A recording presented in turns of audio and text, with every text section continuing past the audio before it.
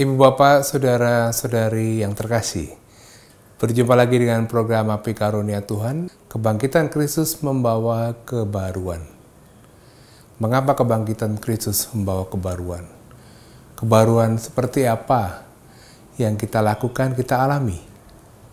Contoh kecil, ketika saat ini Gerejaku Supan Agung Jakarta dalam arah dasar yang ditentukan bersama, kita bersama-sama menggali 5 pokok atau 5 nilai ajaran sosial gereja. Itu adalah salah satu buah Paskah yang coba kita wujudkan dalam kebersamaan sebagai Gereja Kusupan Agung Jakarta. Nah, dalam episode ini Bapak Kardinal akan mengantar kita dengan 2 hal yang perlu kita renungkan. Yang pertama, bahwa kebangkitan memiliki makna baru, dan yang kedua, kebangkitan menunjukkan misi dasar gereja. Mengapa baru? Karena gagasan penghayatan kebangkitan pada zaman Yesus belum dihayati secara sungguh, bahkan belum dikenal. Tapi dengan kebangkitan Yesus memberikan kebaruan makna hidup di hadapan Tuhan. Dan dalam misi gereja, kebangkitan bukan hanya peristiwa 2000 tahun lalu, tapi kebangkitan adalah peristiwa saat ini. Kapan kita mengalami kebangkitan? Setiap kali kita merayakan Ekaristi, perayaan syukur atas wafat dan kebangkitan Tuhan. Ulasan Bapak Kardinal sangat menarik, mari kita mendengarkan. Selamat merenungkan dan selamat berdoa.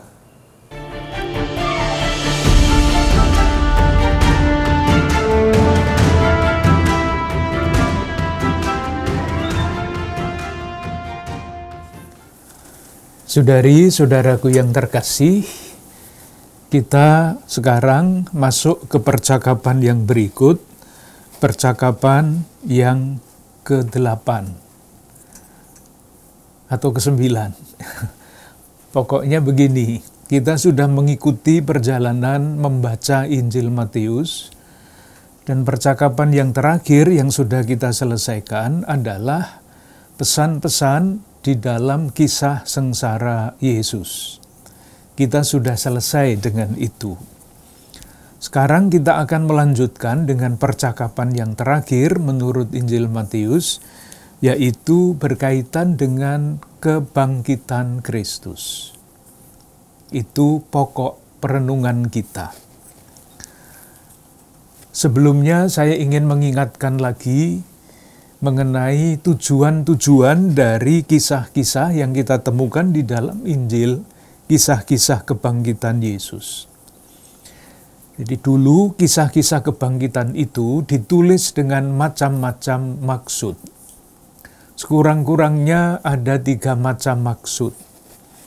Yang pertama, kisah kebangkitan Yesus ingin membuktikan bahwa Yesus sungguh bangkit. Sungguh bangkit. Ini penting karena kebangkitan itu tidak dikenal.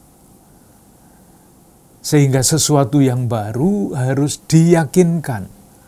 Apalagi pada waktu itu, katakanlah masyarakat Yahudi sama sekali menolak bahwa Yesus itu bangkit.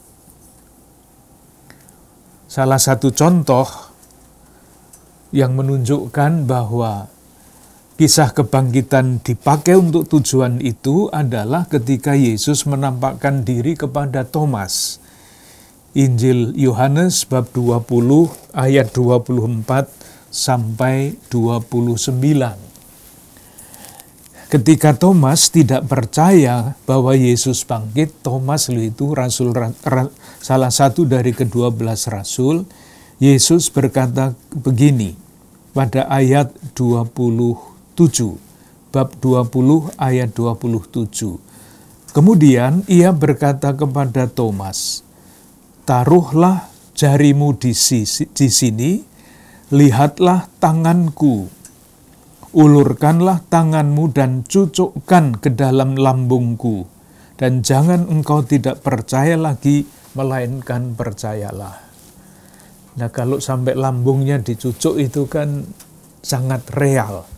Kesimpulannya, Yesus sungguh bangkit. Dan untuk melawan keyakinan itu, kepercayaan itu, ada cerita yang beredar bahwa yang disalib itu bukan Yesus, tetapi Simon orang Kirene. Jadi Yesus hanya pura-pura saja mati, maka kebangkitan juga tidak ada.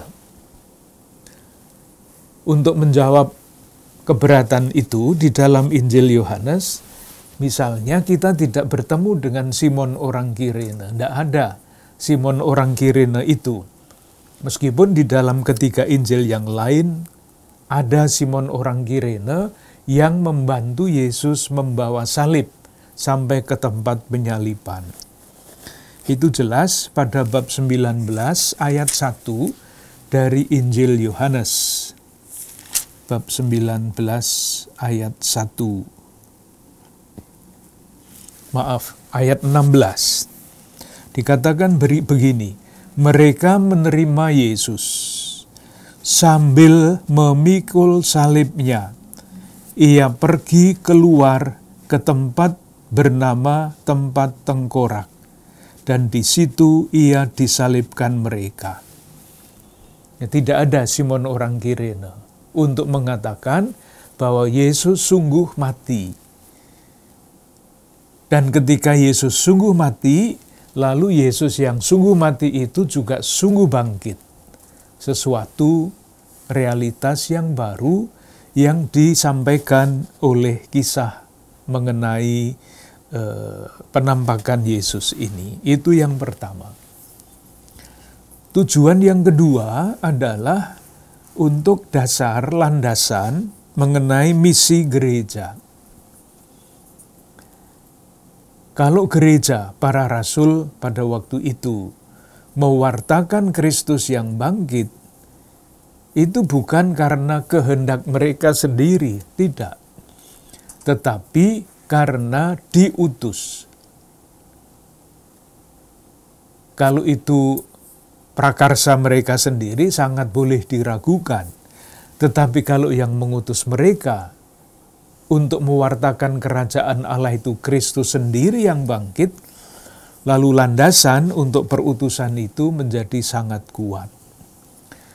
Salah satu contoh yang sudah kita baca pada awal percakapan kita adalah Matius bab 28 ayat 16 sampai 20. Bagian pertama menyatakan bahwa Kristus yang bangkit diberi kuasa, oleh karena itu ia mengutus murid-muridnya untuk melanjutkan perutusan itu. Yang ketiga itu lebih kateketis. Maksud saya, kalau orang yang percaya mau menghayati, mau mengalami perjumpaan dengan Kristus yang bangkit, atau mungkin lebih tepat begini, Kristus yang bangkit itu bukan sekedar peristiwa masa lampau. Kristus yang bangkit adalah realitas sejarah yang tidak akan pernah selesai. Oleh karena itu, Kristus yang bangkit dapat dialami sekarang juga, bukan sekedar peristiwa masa lampau atau masa depan, sekarang juga. Itulah pesan dari kisah mengenai dua murid Emmaus. Kalau kita baca, Kristus yang bangkit menampakkan diri, menjelaskan kitab suci, lalu kisah itu berakhir dengan Yesus yang memecah-mecahkan roti, lalu hilang. Artinya, yang mau dipesankan kepada kita, kalau mau mengalami atau berjumpa dengan Kristus yang bangkit, tempatnya adalah di dalam Ekaristi. Jadi ada macam-macam kisah mengenai Kristus yang bangkit, dan ada macam-macam pesan yang terkait dengan kisah-kisah itu, yang satu bisa berbeda dengan yang lain. Dan di atas semuanya itu, kita selalu bisa bertanya, apa makna dari peristiwa-peristiwa yang diceritakan di dalam Injil mengenai Kristus yang bangkit itu bagi kehidupan gereja dan bagi kehidupan saya pribadi sebagai orang yang percaya. Pengantarnya seperti itu. Sekarang sebelum kita melihat beberapa ayat atau nanti melihat beberapa perikope, ada satu hal yang menurut saya sangat penting tetapi tidak mudah ditangkap. Saya akan mencoba menjelaskan, moga-moga nanti dapat diterima dengan agak mudah dan tidak menjadi berbelit-belit sehingga sulit dipahami. Intinya begini, kalau kita percaya kepada Kristus yang bangkit, kalau kita percaya akan kebangkitan Kristus, sebetulnya kita itu sudah meninggalkan pandangan kita yang lama tentang dunia dan masuk ke dalam cara memandang baru tentang dunia itu. Tidak gampang kan? Rumusan itu pun sudah sulit dipahami. Tetapi intinya begini, sekali lagi, kebangkitan Kristus menawarkan, tidak memaksakan, menawarkan pandangan baru tentang dunia. Nah, supaya kita tahu yang baru itu, kita mesti coba lihat, lah, yang lama seperti apa kalau yang baru itu ditawarkan oleh kebangkitan Kristus. Salah satu bentuk dari pandangan lama mengenai dunia adalah pandangan yang disebut tertutup. Pandangan yang melulu rasional terhadap dunia. Melulu rasional. Tergantung atau ditentukan oleh kemampuan berpikir kita. Isi dari pandangan itu apa? Mudahnya begini, tidak ada yang baru di dalam dunia ini. Semua akan dijelaskan dengan hukum-hukum yang berlaku di dalam dunia sendiri. Itu dunia tertutup. Jadi semuanya sudah ada. Hanya pada waktu tertentu penjelasannya belum ketemu, tetapi nanti pada waktunya, kalau kita mengetahui hukum-hukum yang berlaku di dalam dunia ini, semuanya bisa dijelaskan. Tidak ada yang baru. Contohnya, dulu orang mengatakan bahwa orang sakit itu karena diganggu oleh roh jahat. Karena apa? Karena orang pada zaman itu belum mengenal hukum-hukum yang terdapat di dalam dunia ini. Taunya hanya roh jahat yang selalu mencelakakan, yang selalu mengganggu. Sekarang macam-macam penyakit itu ditemukan sebabnya di dalam dunia itu sendiri. Nah, ketika penyakit itu ditemukan sebabnya, maka dengan sendirinya juga ditemukan obatnya. Jadi tidak usah minta mukjizat dari orang-orang yang bisa membuat mukjizat, ada obatnya. Semua dapat diatasi, sekali lagi, kalau hukum alam dapat ditemukan oleh manusia. Kita semua tahu sejarah berkembangnya ilmu pengetahuan. Semua gejala pada waktunya nanti, kalaupun sekarang belum, dapat ditemukan sebabnya. Sekarang ini kita sudah bingung dengan yang namanya intelijensi kecerdasan artifisial. Dulu tidak bisa dilakukan, sekarang mesin bisa berjalan sendiri. Loh, kok bisa? Ya karena ada hukum yang ditemukan yang dulu belum ditemukan. Ini salah satu contoh pandangan yang lama tentang dunia tertutup. Semua terjadi dengan hukum sebab akibat dan semuanya sudah ada di dalam dunia ini. Nah, sekarang dihadapkan atau di hadapan pandangan yang seperti itu, yang namanya kebangkitan Yesus yang diceritakan di dalam kitab suci, itu tidak ada di dalam dunia yang tertutup seperti itu. Tidak ada. Di dalam kisah kebangkitan atau peristiwa kebangkitan, Allah, nah sekarang rumusannya begini, rumusan, Allah yang tidak bisa diperhitungkan. Jadi kalau di dalam dunia yang tertutup kan semua bisa diperhitungkan, hanya belum waktunya. Tetapi di dalam dunia yang terbuka, Allah yang tidak bisa diperhitungkan oleh akal manusia masuk ke dalam realitas dunia itu. Moga-moga sekurang-kurangnya yang paling pokok agak jelas. Allah yang tidak bisa diperhitungkan oleh manusia melalui pemikiran sebab akibat atau apapun, itu sekarang masuk ke dalam realitas dunia, realitas sejarah manusia. Di dalam Injil Matius, yang namanya kebaharuan seperti itu, tidak dijelaskan atau tidak dinyatakan dengan inilah kebaharuan yang terjadi dengan kebangkitan Kristus. Caranya tidak seperti itu menjelaskannya.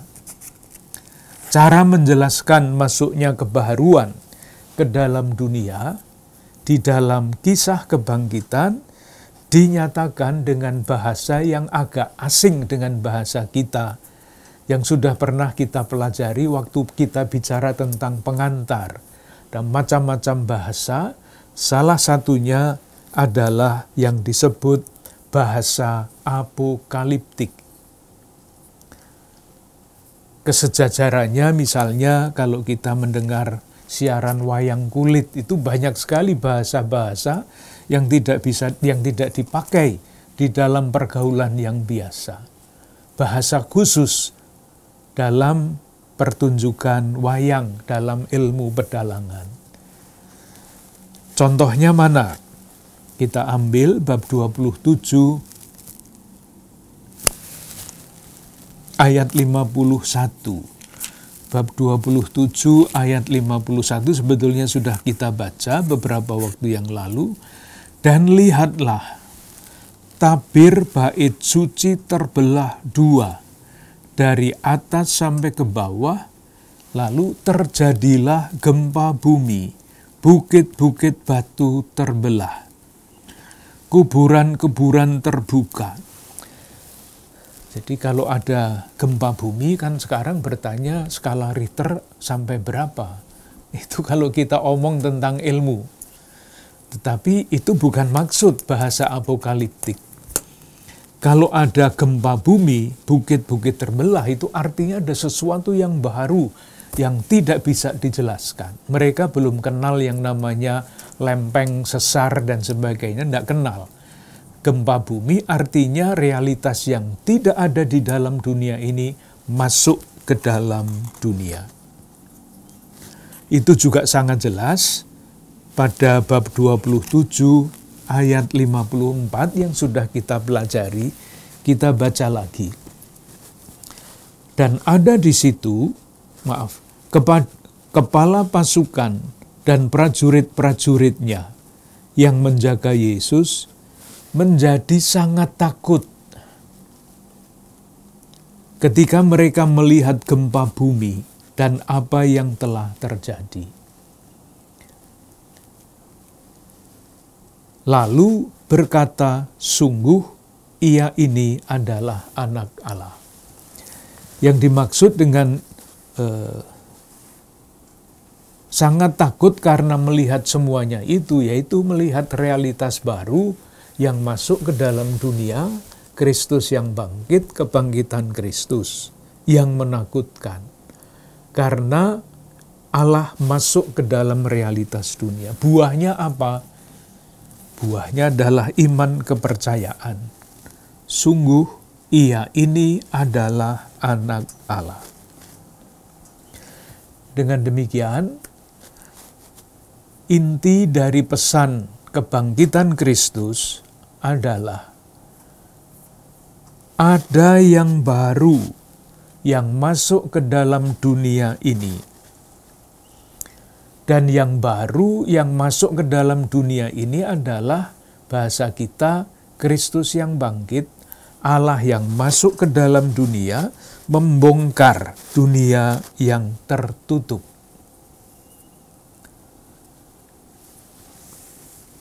Mungkin baik kalau dibaca salah satu bagian dari kitab Pengkhotbah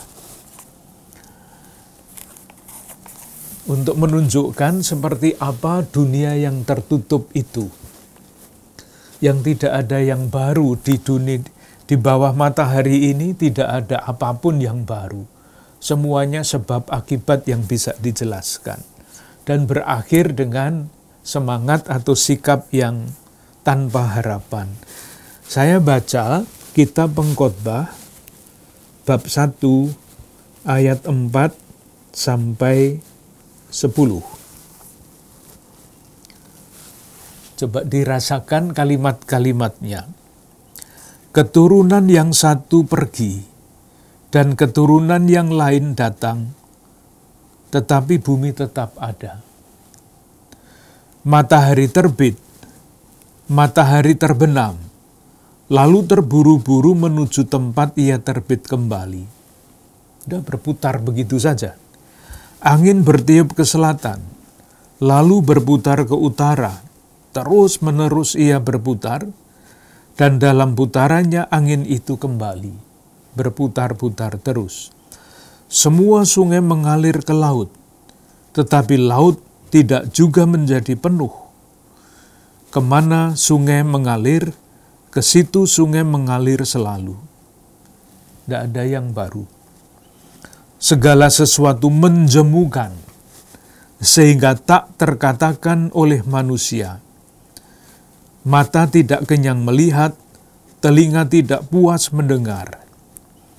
Apa yang pernah ada akan ada lagi, dan apa yang pernah dibuat akan dibuat lagi. Tak ada sesuatu yang baru di bawah matahari. Adakah sesuatu yang dapat dikatakan, lihatlah ini baru? Tetapi itu sudah ada dulu, lama sebelum kita ada. Kenang-kenangan dari masa lampau tidak ada, dan dari masa depan yang masih akan datang pun tidak akan ada kenangan-kenangan pada mereka yang hidup sesudahnya. Sudah berakhir dengan dunia yang berputar, yang tidak ada kebaharuan. Semuanya seperti itu. Nah, kebaharuan itu di dalam kisah kebangkitan sudah disebut dengan beberapa contoh, misalnya tentang kubur yang tertutup itu. Silahkan lihat, kita lihat Matius bab 27 ayat 60.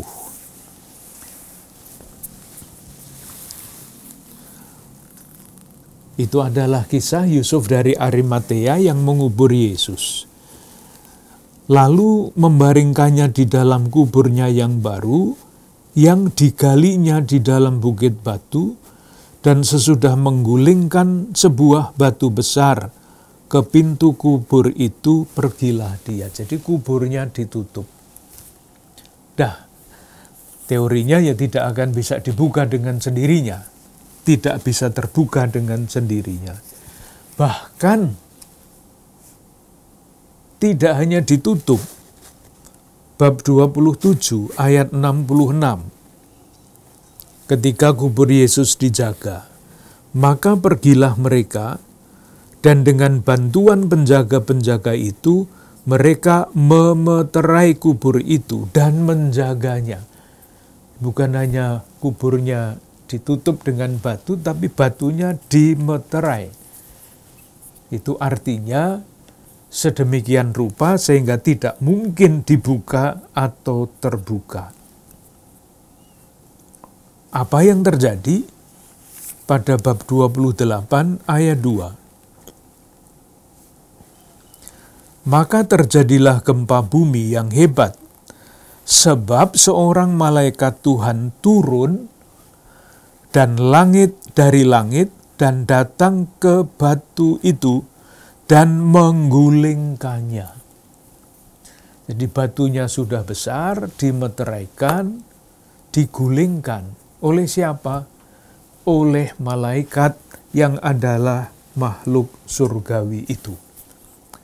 Pesannya adalah cara berpikir yang lama, cara dunia memandang dirinya sebagai yang tertutup, itu sekarang dibongkar. Ada yang ilahi yang masuk dan campur tangan ke dalam sejarah dunia ini. Moga-moga dapat ditangkap pesan pokoknya. Intinya, Kristus yang bangkit atau kebangkitan Kristus itu membongkar cara pandang dunia yang lama, yang tertutup, yang mau berputar-putar di dalam dirinya sendiri. Ada realitas yang masuk ke dalam dunia ini dan membongkar yang tertutup. Lambangnya adalah gempa bumi, bukit terbelah, kubur Yesus diguling, batu yang menutupi kubur Yesus yang dimeterai itu digulingkan oleh malaikat. Nanti tentu pertanyaan berikutnya adalah, konsekuensinya apa itu bagi hidup iman kita? Nanti akan kita coba jawab. Sekarang kita melihat beberapa perikope yang berkaitan dengan kebangkitan Yesus, kisah kebangkitan Yesus. Jadi pesan pokoknya adalah Kristus yang bangkit membaharui dunia, sangat jelas di dalam liturgi kita, khususnya pada malam Paskah, malam kebangkitan, dari yang gelap menuju yang terang. Langkah berikutnya adalah melihat beberapa perikope mengenai kebangkitan Yesus. Perikope yang pertama yang mau kita lihat adalah bab 27 ayat 57 sampai 61.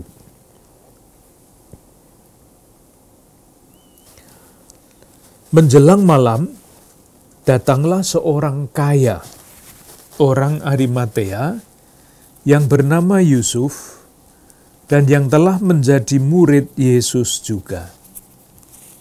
Ia pergi menghadap Pilatus dan meminta mayat Yesus. Pilatus memerintahkan untuk menyerahkannya kepadanya.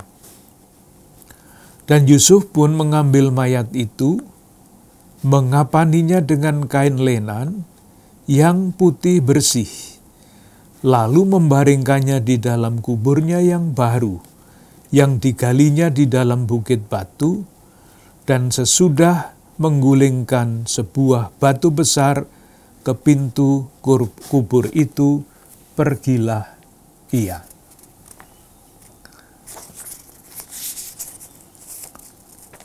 Apa yang dapat kita pelajari dari situ?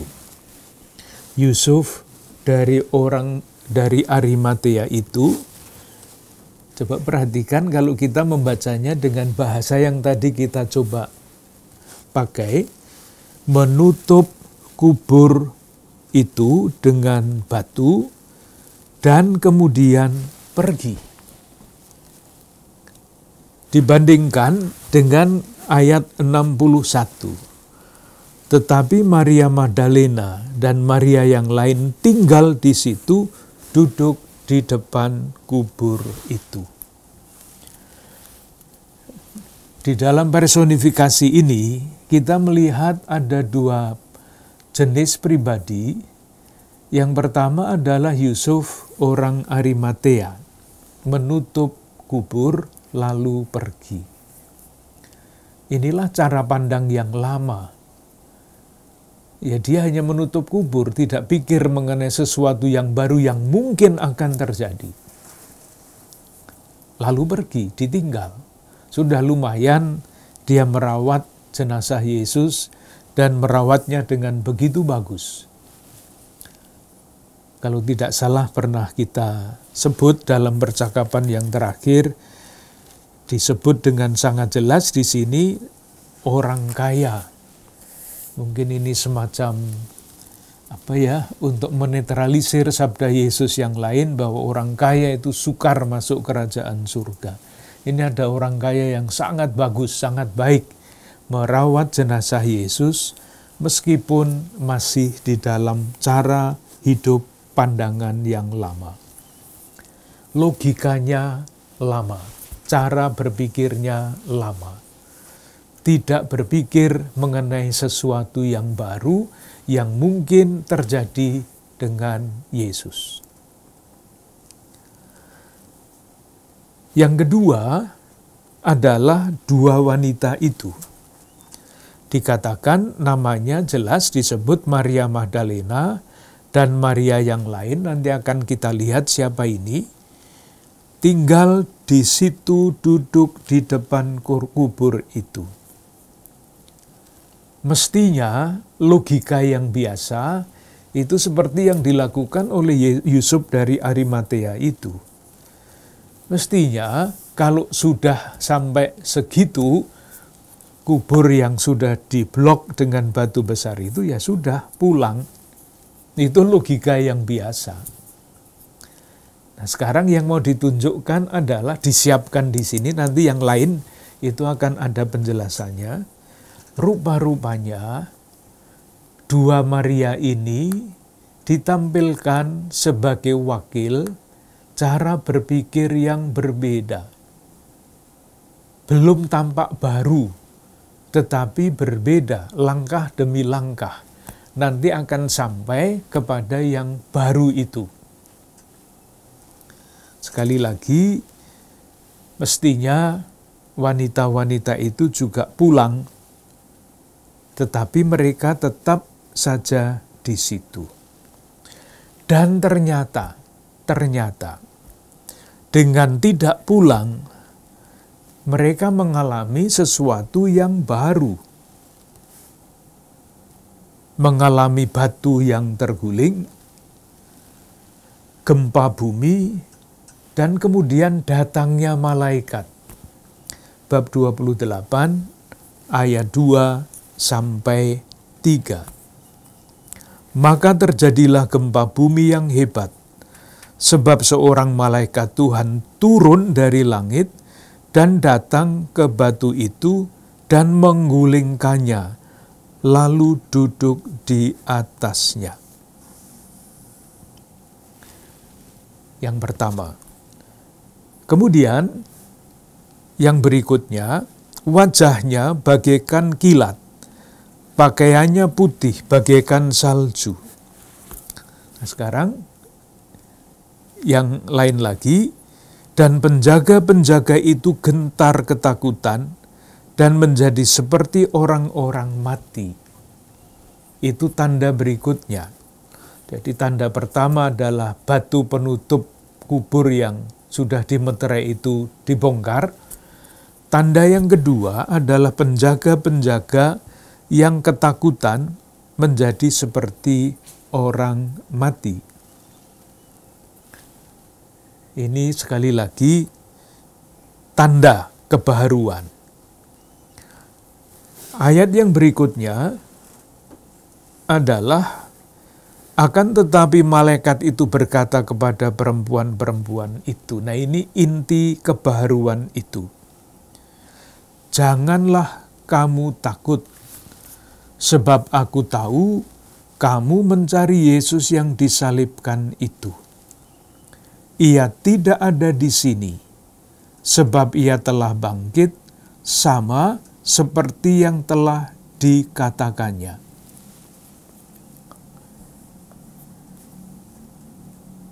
Di dalam Injil Lukas itu malaikat berkata lebih jelas, "Mengapa kamu mencari Yesus yang hidup di antara orang mati?" Itu shock, menjadi kejutan. Jadi cara berpikir baru yang mulai bertumbuh ini masih diwarnai dengan cara berpikir lama, mencari orang hidup di antara orang mati. Itu menjadi kejutan yang sangat dahsyat. Di dalam Injil Matius lebih tidak sejelas itu, mencari Yesus yang disalibkan itu. Ia tidak ada di sini sebab ia telah bangkit sama seperti yang telah dikatakannya. Kemudian kata-kata malaikat dilanjutkan, "Dan segeralah pergi, katakanlah kepada murid-muridnya bahwa ia telah bangkit dari antara orang mati. Ia mendahului kamu ke Galilea, di sana kamu akan melihat dia. Sesungguhnya aku telah mengatakannya kepadamu." Di pengalaman kebaharuan, ini diterima lewat tanda-tanda, dan langkah kebaharuan itu dihadirkan lewat malaikat. Artinya utusan Tuhan. Belum sempurna, masih harus disempurnakan. Nah, penyempurnaannya di mana? Penyempurnaannya pada ayat 8 dan selanjutnya. "Mereka segera pergi dari kubur itu dengan takut dan dengan sukacita yang besar, dan berlari-lari cepat untuk memberitahukannya kepada murid-murid Yesus." Bagian pertama, bagian pewartaan malaikat. Tiba-tiba ayat 9, Yesus berjumpa dengan mereka dan berkata. Nah ini, mulai dengan masuknya malaikat yang menampakkan diri, disusul dengan Yesus sendiri yang menjumpai mereka. Malaikat sudah menegaskan bahwa Yesus sudah bangkit. Sekarang Yesus yang bangkit itu sendiri yang menampakkan diri kepada mereka. Salamnya itu sangat bagus. Jangan takut, salam bagimu. Salam, shalom, damai dan sejahtera. Ini mirip-mirip dengan salam malaikat yang disampaikan kepada Maria ketika Maria diberi perutusan untuk menjadi ibu Yesus. Salam bagimu. Lalu dikatakan mereka mendekatinya dan memeluk kakinya serta menyembahnya. Ini berbagai macam tafsiran. Menyembah, memeluk kakinya, ini maksudnya apa? Bisa ditafsirkan macam-macam. Mereka terkejut, takut, gemetar. Memeluk Yesus itu juga dapat berarti menahan supaya tidak pergi kemana-mana. Karena sesudah berjumpa dengan Yesus, rupanya mereka ketakutan kalau ditinggalkan. Maka Yesus yang menampakkan diri itu berkata, "Jangan takut." Seperti yang disampaikan kepada Bunda Maria, jangan takut. Itu reaksi pertama kalau orang mengalami tanda petik perjumpaan dengan Tuhan, penampakan Tuhan. Tidak ada orang yang mengalami penampakan Tuhan itu lalu bertepuk tangan dan kemudian pergi kemana-kemana, saya baru mengalami penampakan Tuhan. Itu jelas tanda bahwa dia sungguh sama sekali tidak mengalami penampakan Tuhan. Reaksi pertama ketika Tuhan menampakkan diri adalah rasa takut. Maka Yesus berkata, "Jangan takut." Tetapi jangan takut tidak berhenti di situ. Tidak berhenti pada perintah jangan takut. Selalu ada yang menyusul. selalu ada yang menyambung. Sambungannya adalah perutusan. Pergi dan katakanlah kepada saudara-saudaraku supaya mereka pergi ke Galilea, dan di sanalah mereka akan melihat aku. Jadi pengalaman berjumpa dengan Kristus yang bangkit, merasa takut, dan sesudah merasa takut, dihibur, jangan takut, lalu diutus untuk meneruskan perutusan Yesus. Itu kita jumpai di dalam pengalaman-pengalaman yang sejajar, baik di dalam diri Bunda Maria, baik di dalam diri Paulus ketika dia mengalami penampakan Tuhan. Pertanyaan yang terakhir adalah mengapa murid-murid itu harus pergi ke Galilea? Kita semua tahu Yerusalem ada di tengah, Bethlehem ada di selatan, Galilea itu ada di utara. Mengapa pergi ke Galilea? Jawabannya juga sederhana, salah satunya tentu saja, kalau mau tahu persis ya nanti kalau kita ketemu dengan Yesus ya kita tanya mengapa dulu murid-murid harus pergi ke Galilea. Logikanya sederhana.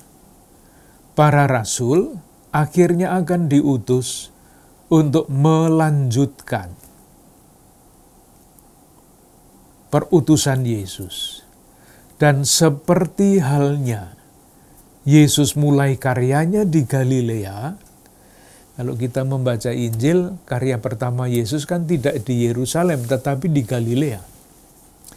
Demikian juga para murid mesti pergi ke Galilea, mulai di sana, seperti Yesus.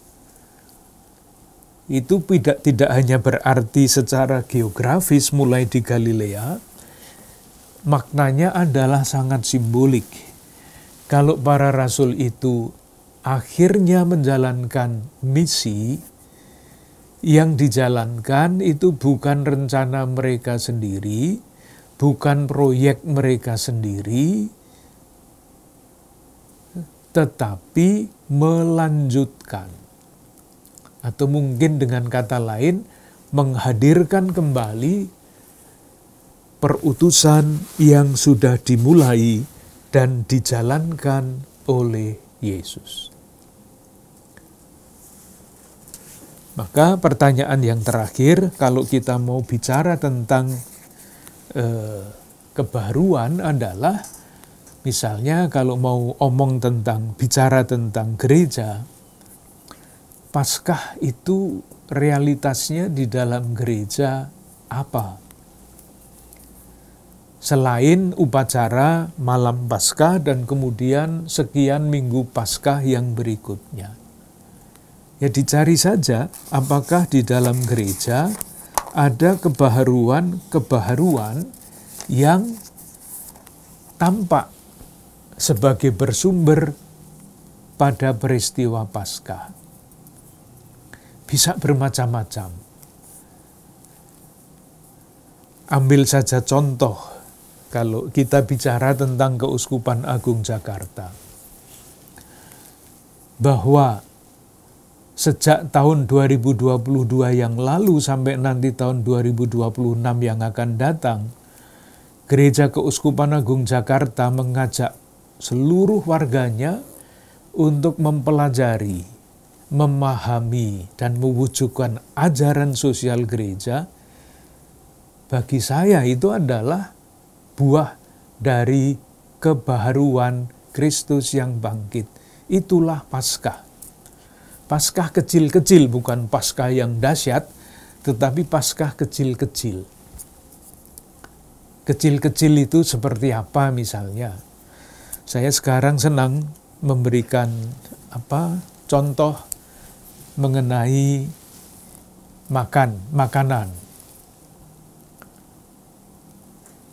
Hari-hari ini kita mendengar kata baru dalam bahasa Indonesia, tengkes. Tengkes adalah keadaan anak-anak di bawah 5 tahun atau sesudah itu, sebagai akibat ketika masa pertumbuhan itu sebetulnya paling bagus, ternyata pada masa itu anak-anak tidak mendapat gizi cukup. Fisiknya berubah. Fisiknya tidak berkembang dengan baik, angka kecerdasannya juga tidak bertambah baik. Satu pihak. Dari lain pihak, sekian banyak makanan yang dibuang sebagai sampah. Kalau melihat angkanya dirupiahkan itu sangat dahsyat. Menurut salah satu penelitian, makanan yang dibuang sebagai sampah, sisa makanan yang dibuang di negeri tercinta kita ini, setiap tahun jumlahnya 330 triliun rupiah. Sehingga ada ketimpangan yang sangat dahsyat. Itu artinya belum Paskah. Nah, Paskah kecil maksud saya adalah ketika kita menyadari ketimpangan itu dan mau berniat untuk ikut terlibat dalam usaha untuk mengecilkan ketimpangan itu. Jangan pikir yang besar-besar. Misalnya, saya berniat untuk tidak pernah membuang-buang makanan. Bagi saya, itu adalah Paskah. Ketika orang berubah pikirannya, dari cara berpikir yang lama, dari cara hidup yang lama, dari cara makan yang lama, menjadi cara makan yang baru. Kalau ambil makanan ya dihabiskan supaya tidak menambah sampah makanan. Di latar belakang ada sekian banyak saudara-saudara kita yang tidak bisa makan. Itu Paskah kecil. Saya dengar juga ada beberapa keluarga yang kalau makan di restoran, bahkan tidak ada yang bisa melarang makan di restoran. Tetapi ketika sadar bahwa ada ketimpangan seperti itu, sesudah selesai makan atau ketika bersama-sama dengan makan, pesan beberapa bungkus makanan. Tidak dibawa pulang untuk besok pagi, tetapi kalau pulang, disengaja lewat tempat-tempat gerobak-gerobak sampah itu parkir. Seringkali ditemukan anak-anak kecil tidur di gerobak sampah itu. Maka makanan yang ekstra di bawah itu diberikan kepada saudara-saudara kita itu. Bagi saya itu adalah Paskah. Ada sekian banyak Paskah, ada sekian banyak kebaharuan yang bisa kita laksanakan untuk menunjukkan bahwa kita sungguh-sungguh mengalami Paskah Kristus yang bangkit, sesuatu yang baru di dalam hidup kita. Contoh yang lain yang lebih besar daripada yang kecil-kecil seperti ini. Misalnya, Paus Fransiskus itu mengeluarkan banyak sekali anjuran-anjuran apostolik. Dan banyak sekali ajaran-ajaran baru, pandangan-pandangan baru yang termuat di dalam anjuran-anjuran apostolik itu. Dan anjuran-anjuran baru itu bagi saya ini adalah Paskah Gereja Katolik. Jadi misalnya, contohnya apa? Contohnya, ada pandangan mengenai gereja sebagai lembaga, organisasi. Maka strukturnya harus jelas. Aturannya harus jelas. Itu juga bagus. Tetapi kalau hanya organisasi, gereja itu sebetulnya tidak setia kepada Yesus Kristus, yang hidupnya akhirnya bermuara pada lahirnya gereja. Hanya aturan, hanya struktur, hanya hak dan kewajiban, nanti struktur itu rumusannya hierarki, komando, dari atas ke bawah dan sebagainya. Teratur memang, tetapi tidak terbuka terhadap yang tidak masuk di dalam aturan itu. Sementara Paus antara lain, bukan satu-satunya, mengatakan begini, saya ingin agar gereja kita ini menjadi seperti rumah sakit di medan perang. Jadi bukan organisasi, tetapi rumah sakit di medan perang. Silahkan membayangkan rumah sakit di medan perang itu isinya apa. Kalau semuanya harus dengan organisasi, pendaftaran dulu, bayar dulu, ya, yang sakit di medan perang itu sudah keburu lewat. Semuanya terbuka, termasuk di dalam masa-masa yang krisis seperti itu. Oleh karena itu saya senang menggunakan salah satu istilah yang belum lama ini saya temukan. Istilahnya itu bagus menurut saya. Chaotic, bahasa Inggris. Chaotic. Itu ternyata kata chaotic itu kata turunan, kata baru yang tidak ada di dalam kamus, tapi diciptakan, terdiri dari dua kata yang berbeda. Yang satu chaos. Chaos itu artinya kacau. Tak ada aturan. Yang kedua adalah order, aturan. Nah, suatu lembaga, kalau chaotic saja, kalau chaos sajalah kacau, hancur. Tetapi kalau hanya order saja, yaitu tadi aturan-aturan seperti apa, yaitulah yang dilaksanakan, tidak ada pintu lain yang terbuka untuk menghidupkan lembaga itu. Maka muncullah istilah chaotic. Jalan tengah, aturan ya aturan, tetapi yang tidak ada di dalam aturan, kalau itu dapat diterima di dalam logika kasih, mesti masuk ke situ. Itulah pembaharuan-pembaharuan Paskah-Paskah kecil yang sekarang ini kita alami di dalam gereja Katolik, misalnya.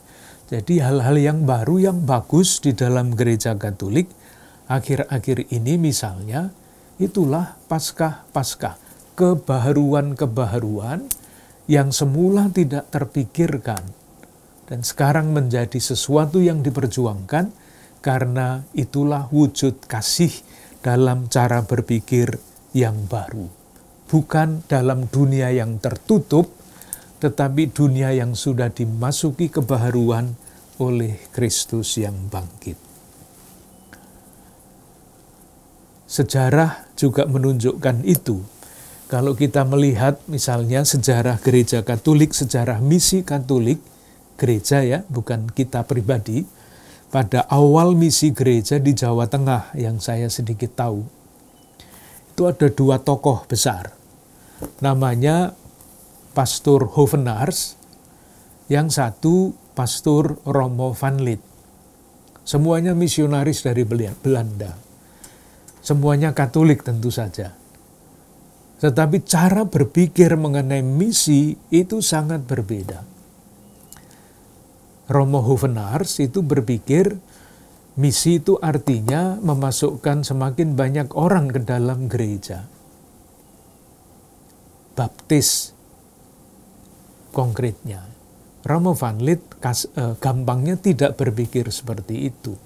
Orang-orang yang terjajah, orang-orang yang dulunya namanya belum Indonesia, tetapi orang-orang Bumi Putra ini harus diberi pendidikan yang kuat.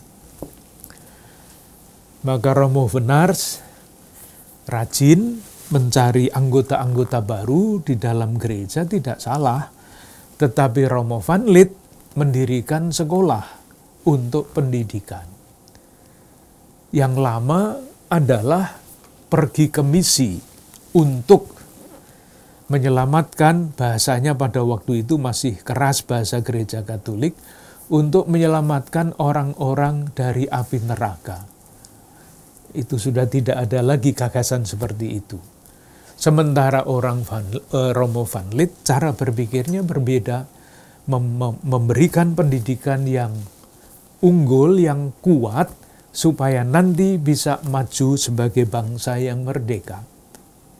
Bahwa ada yang kemudian menjadi anggota gereja Katolik, itu adalah karya Tuhan, tetapi tujuannya bukan itu. Sesuatu yang baru di dalam misi gereja Katolik. Baik, sampai di sini dulu.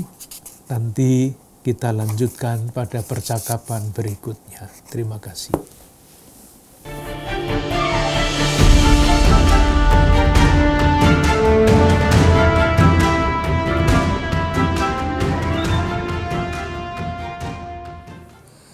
Saudari-saudara yang terkasih, kepada kita telah ditegaskan kembali makna kebaruan dari kisah kebangkitan.